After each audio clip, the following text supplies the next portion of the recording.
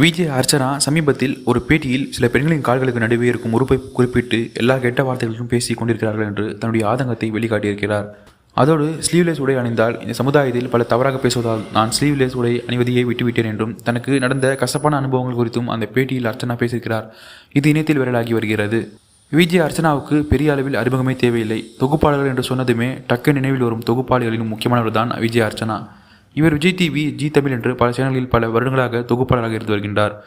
தொகுப்பாளராக பெரிய அளவில் பெயர் வாங்கி வைத்திருந்த அர்ச்சனா பிக்பாஸ் நிகழ்ச்சிக்கு பிறகு இவருடைய கேரக்டர் வேறு விதமாக மக்கள் மத்தியில் பேசப்பட்டது. ஆனாலும் மீண்டும் பிக்பாஸ் நிகழ்ச்சிக்கு பிறகு படிப்படியாக தன்னுடைய பழைய நிலைக்கு அர்ச்சனா திரும்பிக் கொண்டிருக்கின்றார்.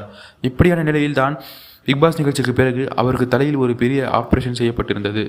அதுவும் பெரிய அளவில் அந்த நேரத்தில் பேசப்பட்டது. இந்த நிலையில் இப்போது சமீபத்தில் ஒரு பேட்டி ஒன்றில் தற்போதைய சமுதாயம் பற்றி பேசியிருக்கிறார். அதில் அவர் பேசுவதில் இப்போ வரைக்கும் எங்களுடைய வீட்டில் பெரியவர்கள் பார்த்தால் கைகூப்பி வணங்க சொல்லி தான் வளர்த்திருக்கிறார்கள். பெரியவர்களின் காலில் விழுந்து ஆசீர்வாதம் வாங்குவது எங்கள் வீட்டில் எப்போதும் நடைமுறையில் இருக்கின்றது. ஆனால் இன்றைய காலகட்டத்தில் ஒரு சில தவறுகளும் நியாயப்படுத்தப்படுகின்றன.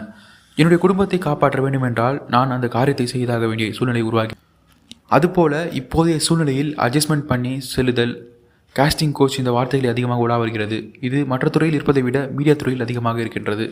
அதுபோல டிஷர்ட் அணிந்து ஒரு பெண் வருகிறார் என்றால் அவள் மீது கையை போட்டால் போதும் வந்து விடுவார் என்றெல்லாம் பேசியிருக்கிறார்கள்.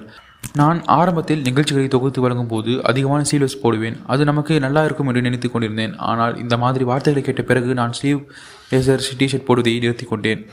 அதுபோல இந்த இடத்திலும் ஒரு பெண்ணை பற்றி பேசக்கூடிய எல்லா கெட்ட வார்த்தைகளும் அவரது கால்களுக்கு நடுவே இருக்கும் உருவை குறிப்பிடுவதாக தான் இருக்கிறது. ஒரு பெண்ணோட கண், காது, மூக்கு, வாய் விட்டு எதை வைத்தும் அடையாளப்படுத்தப்படவில்லை. சிலர் பெண்களின் கால்களுக்கு இடையே இருக்கக்கூடிய உருவை வைத்து மட்டும்தான் அடையாளப்படுத்துகிறார்கள். எப்போதும் ஒரு பெண்ணை ஏன் அங்கிருந்து பார்க்கிறார்கள்? எல்லோருமே அந்த இடத்திலிருந்து தான் வெளி உலகத்திற்கு வருகிறோம். ஆனால் அதை வைத்து அடுத்தவர்களை அசிங்கப்படுத்துவது எதற்காக என்று தெரியவில்லை என்று தன்னுடைய கோபத்தை காட்டியிருக்கும் அர்ச்சனா, என்னுடைய ஆரம்ப கால பயணத்திலிருந்து இப்போது வரைக்கும் நான் சிறந்த ஆண்களோடு வேலை பார்த்து வருகிறேன். வெளியில் 1000 பேர் 1000 சொல்லலாம். ஆனால் நீங்கள் உங்களுடைய மனசாட்சி உண்மையாக இருக்க வேண்டும். கண்ணாடி முன்பு இன்று அர்ச்சனா இப்படி செஞ்சிட்டியே என்று நாமே ஃபீல் பண்ணக்கூடாது.